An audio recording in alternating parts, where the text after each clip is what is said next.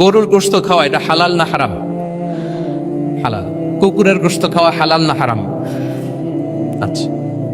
গরু বছরে বাচ্চা দেয় কয়টা? গাভী? আচ্ছা, একটা। কুকুর দেয় কয়টা?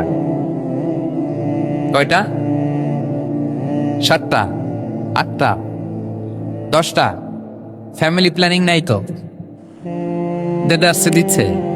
আচ্ছা, গরু হালাল, কুকুর হারাম। গরু বাচ্চা দেয় কয়টা? কুকুর দেদা আসছে দিচ্ছে। তারপরেও বলেন, আমাদের এই যে বাংলাদেশে আমাদের কুরবানির ঈদে লক্ষ লক্ষ গরু জবাই হয়, বিয়ের অনুষ্ঠানগুলোতে এত গরুর গোশত আমরা খাই, প্রতিদিনের চাহিদা মেটানোর জন্য তো কত গরু কোরবানি করা হয়। এরপরে বলেন, বাংলাদেশে গরু বেশি না কুকুর বেশি? সবাই বলেন, গরু বেশি না কুকুর বেশি? কারণ কি? হালাল। কারণ কি? এই হালালে বরকত ঢুকিয়ে দিয়েছে কে?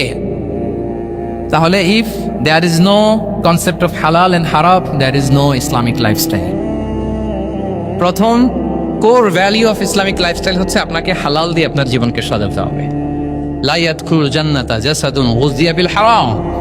হারাম খেয়ে বর্ধিষ্ণু যে দেখো, সে দেখো আল্লাহর জান্নাতে প্রবেশ করবে না। মানে whatever you consume, it should be halal. এটা হালাল হইতে হবে।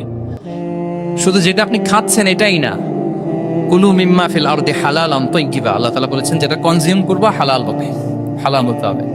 তো এটা শুধু এত ন্যারো কনসেপ্ট না, আপনার জীবনের সবটাই হালাল হতে হবে। ইউর ফুড শুড বি হালাল, ইউর ড্রিঙ্ক শুড বি হালাল, ইউর ইনকাম শুড বি হালাল, ইউর ফ্যাশন শুড বি হালাল, ইউর এন্টারটেইনমেন্ট শুড বি হালাল। সবকিছু হালাল হতে হবে।